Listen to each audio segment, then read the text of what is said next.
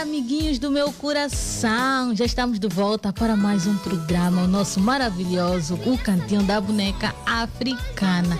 Hoje, dia 10 de agosto de 2022. O ano de 2024 já está mesmo a ir. Mas ainda temos alguns mesitos para aproveitar, para fazer muita coisa e... muita coisa vamos ter hoje no nosso maravilhoso programa, o Cantinho da Boneca Africana. Por isso, amiguinhos, papás, fiquem bem ligadinhos na melhor rádio, na 96.8 Platina FM. E como a vossa amiguinha não caminha só, na técnica temos o Titi Oni Samuel, na produção amiguinha Boneca Africana, na coordenação Titi Rosa de Souza e no streaming o Titi Terabyte. Cumprimentar aos nossos internautas que nos acompanham a partir do Facebook e do YouTube da Platina Line. Muito bom dia, titis. Fiquem bem ligadinhos. Podem deixar mensagens para alguém de casa. Podem também deixar mensagens para quem hoje completa mais uma primavera. Aqui a amiguinha Boneca Africana estará aqui a ler tudinho. E também podem ligar para o nosso contacto 944 50 79 77, caso queiram fazer parte do nosso tema de hoje, e também deixar beijinhos para quem vocês quiserem, ou deixar mensagens, como já frisei, nas nossas páginas no Facebook Platina FM, Platina Line, nas redes sociais da amiguinha Boneca Africana, no Facebook Nádia Aragão Boneca Africana e no Instagram Boneca Africana Projetos.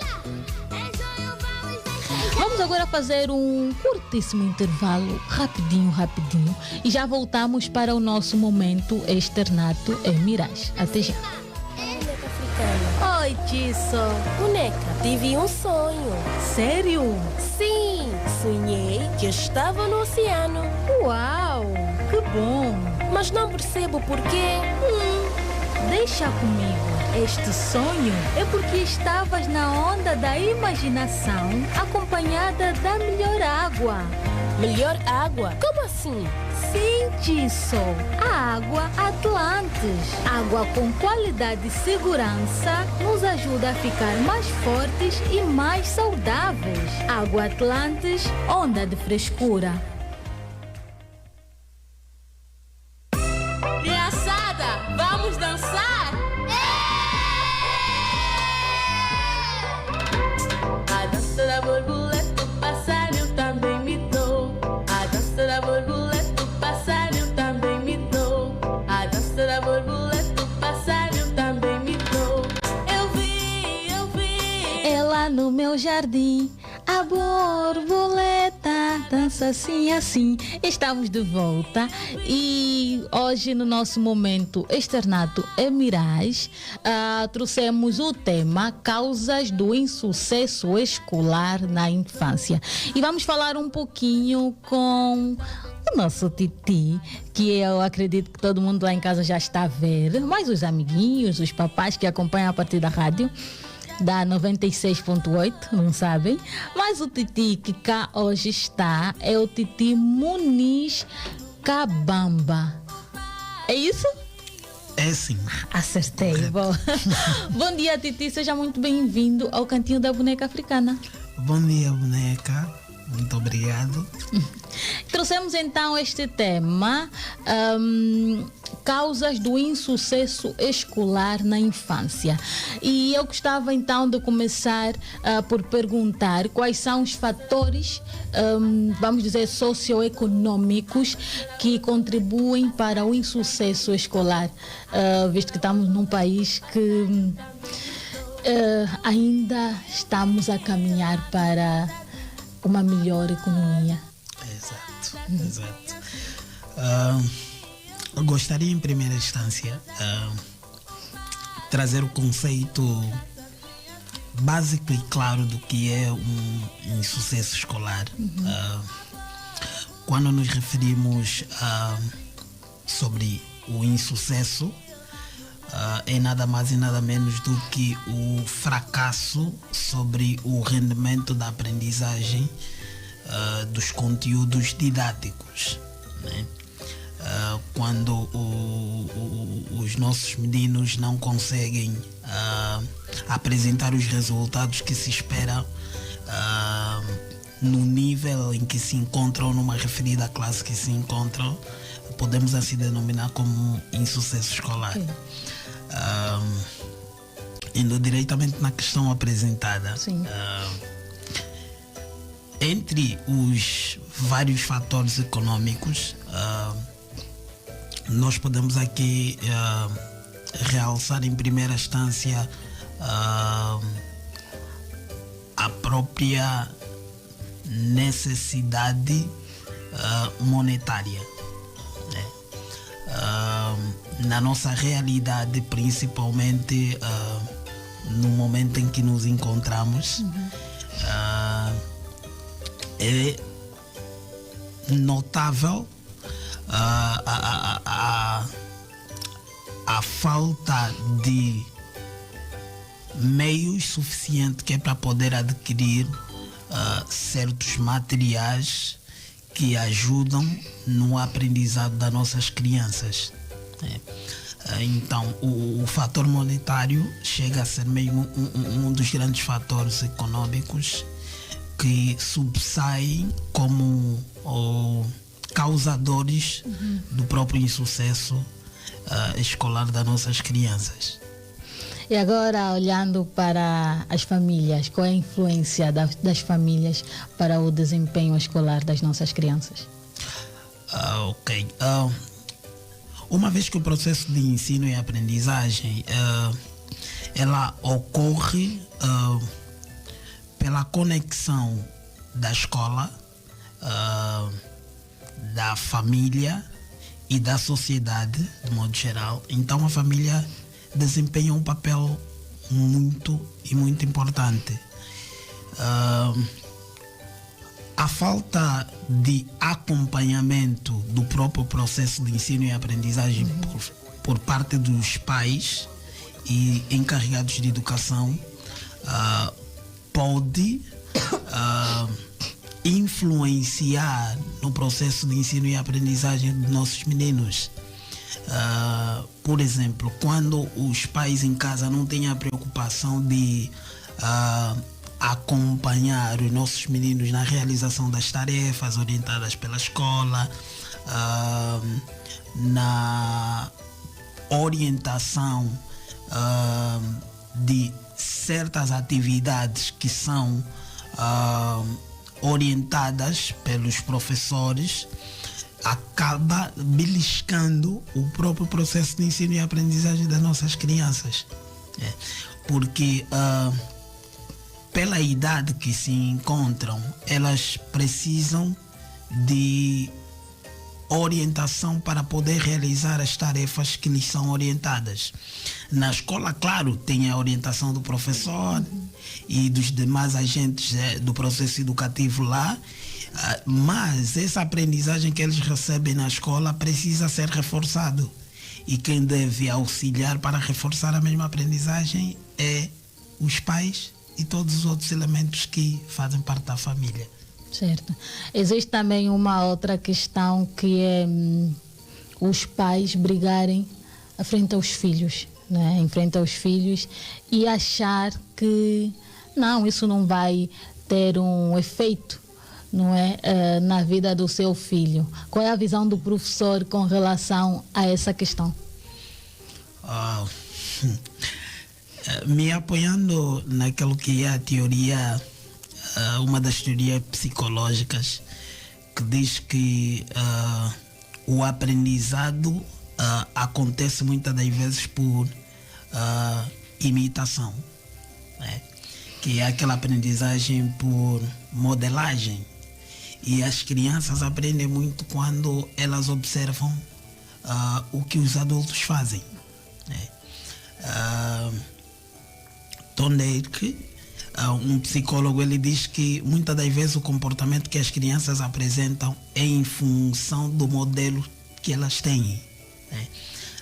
Se os pais têm aquele hábito de poder discutir, de poder brigar à frente das crianças, essas crianças, enquanto vão crescendo, elas vão reproduzindo esse comportamento no seu dia a dia, né? Por isso é que nos dias de hoje nós podemos observar que tem adultos, boneca, que têm o mesmo comportamento. E são comportamentos que eles foram aprendendo desde a sua tenra idade, né? E vão desenvolvendo a agressividade, vão desenvolvendo a maneira bruta de lidar com as outras crianças. E é comum observar esse tipo de comportamento na nossa realidade, principalmente em várias escolas.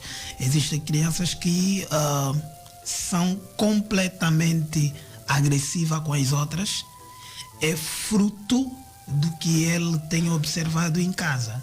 E ele por isso é que dizem, filhos doentes é porque há pais doentes, né? Exatamente. De que maneira as crianças que se encontram em condições como dislexia, se está correto, TDAH, autismo, que temos, não é, no externato em Mirais, pode afetar no insucesso escolar?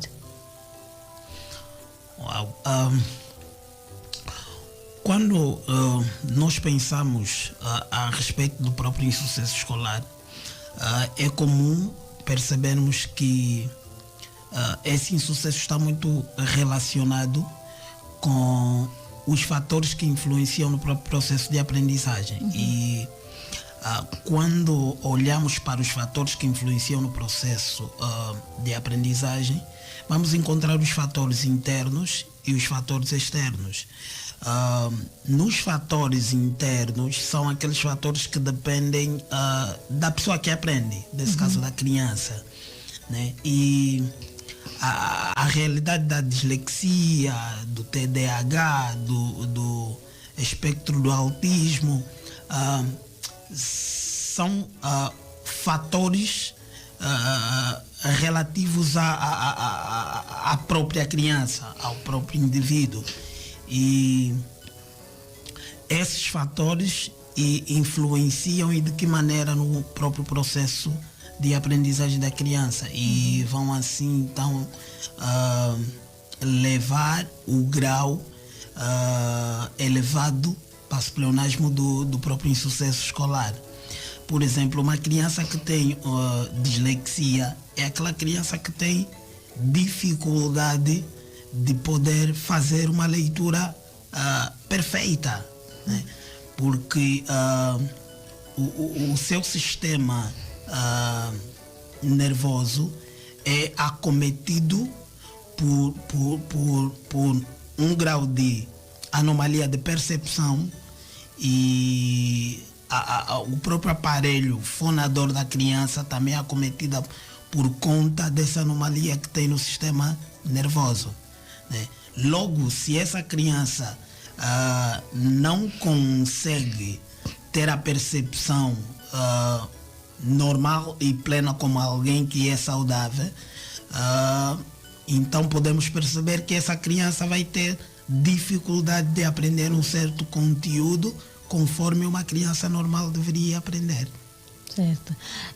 Agora, olhando para qual é o impacto da qualidade da escola e dos professores no desempenho escolar infantil, e olhando para a nossa realidade, não é? Há muitas escolas, vamos falar as escolas públicas, que notamos que há um número excessivo de crianças com insucessos escolares. Então, eu gostava que o professor falasse um pouquinho a respeito desta, vamos dizer, desta problemática, não é? Realmente, todo o processo escolar e o processo de aprendizagem de forma geral ela acontece por conta de dois elementos principais, os chamados elementos didáticos fundamentais, que é o professor e o aluno. O professor, por sua vez, ele é o orientador, é o guia do aprendizado do aluno. Olhando nessa perspectiva, nós conseguimos perceber a influência e a importância que o professor tem para garantir o sucesso escolar do aluno. Exato.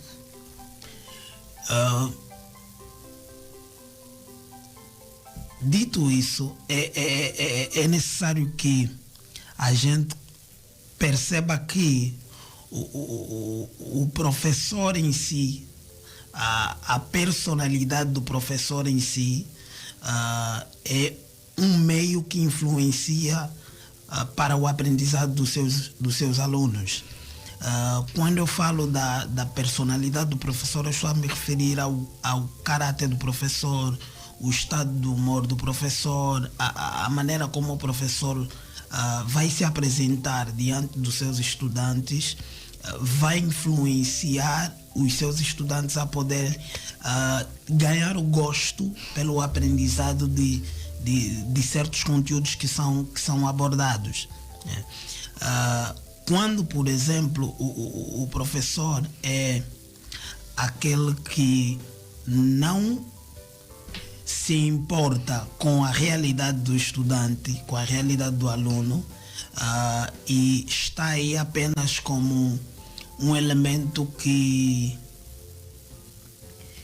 quer trazer os seus conteúdos num formato de poder dar o show e achar que é o detentor do conhecimento, e não tem a consciência de quem é o estudante, de quem é o aluno, acaba prejudicando e, de certo modo, o aluno acaba estando beliscado no seu processo de ensino e aprendizagem. Aqui é necessário que todo educador, refiro-me de modo geral e específico os professores, devem ter a noção de dois princípios pedagógicos, que é conhecer o desenvolvimento cognitivo do aluno. Segundo, conhecer a natureza do aluno. O conhecer o desenvolvimento cognitivo do aluno refere-se ao conhecer as fases etárias em que o aluno se encontra e como o mesmo aluno deve aprender em cada fase etária.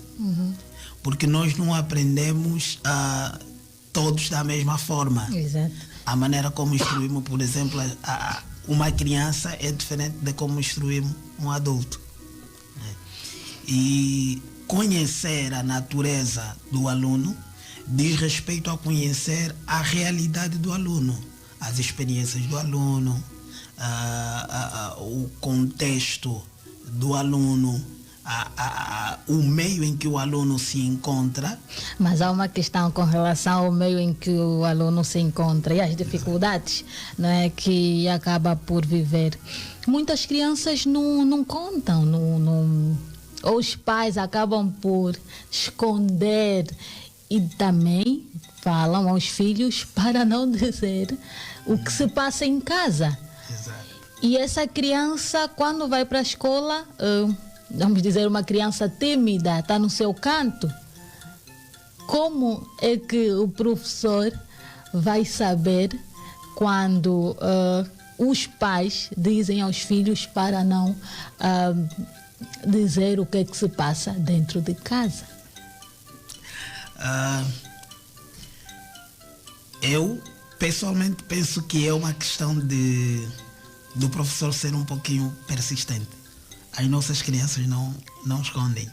Por mais que a mãe dizer em casa não diga aquilo, não conta aquilo, mas na medida que o professor vai se aproximando do seu estudante, do seu aluno, vai ganhando a confiança dele, ele vai acabar por trazer a situação que interfere no seu processo de ensino e aprendizagem.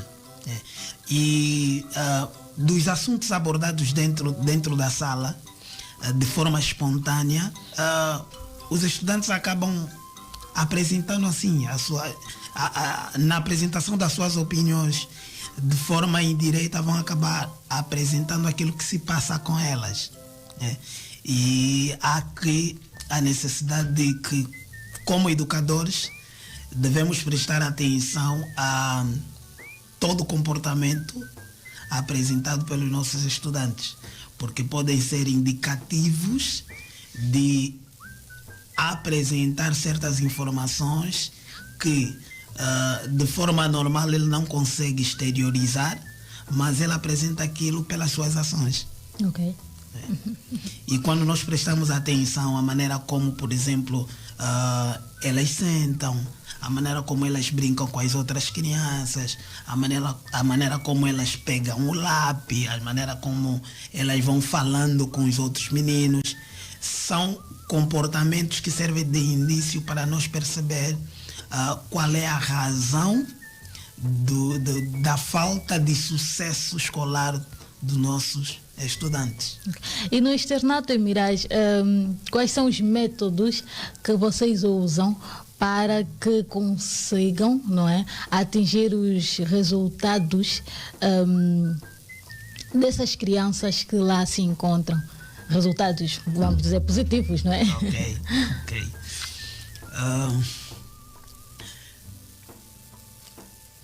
A primeira coisa que eu gostaria de fazer menção, que nós usamos muito no Externato Emirais, é mesmo o tato pedagógico.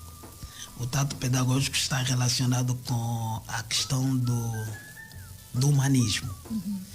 Em primeira instância, nós olhamos os nossos meninos como seres que têm necessidades e precisam de afeição. Damos primeiro a afeição a eles, e isso acaba permitindo com que elas se abram, e se abrindo conseguimos conhecer a realidade de cada uma das crianças e interferimos de acordo à necessidade de cada uma delas. Segundo,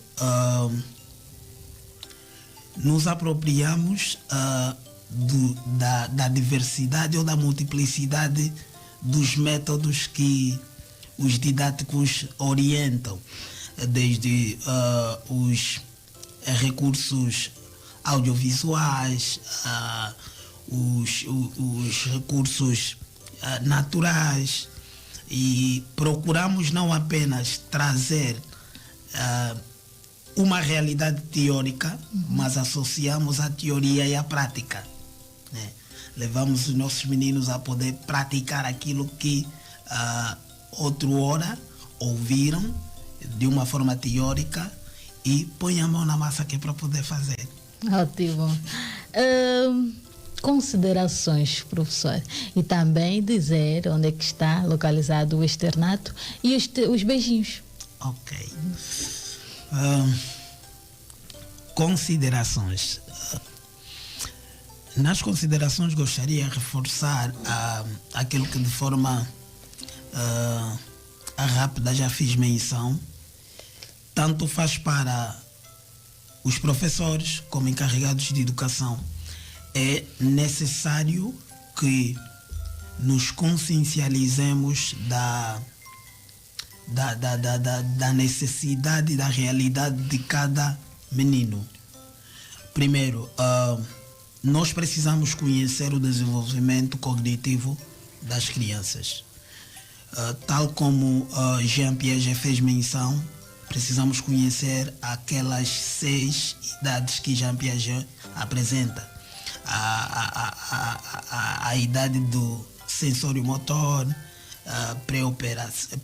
pré-operacionais, a idade das operações concretas, operações formais, porque conhecer essas idades vai nos ajudar a trazer conteúdos sólidos e que correspondem àquela realidade. E segundo, é mesmo conhecer a natureza dos nossos meninos. Né? Eu devo conhecer as experiências, a realidade. É com base ao conhecimento que nós temos dela que vai nos ajudar a saber o porquê da desmotivação do menino, qual é o seu interesse na realização de certas atividades. Então a recomendação é essa, que a gente deve procurar conhecer a realidade dos nossos meninos. O Externato Mirage está situado no lar do Patriota, na Rua 14, se a memória não me engana. É lá onde está situado o Externato Mirage. Ótimo. E os beijinhos, para quem vão? Os beijinhos vão, em primeira instância, para todas as crianças do Externato Mirage. Elas merecem. Mando também beijinhos para a diretora Paula, em especial. E aos meus pais, aos meus irmãos e a todos que me conhecem. Ótimo. Muito obrigada, professor Muniz. Gostamos muito de tê-lo no nosso cantinho, que já é teu, não é? E esperamos poder tê-lo mais vezes para abordarmos outros temas. Ok, obrigado.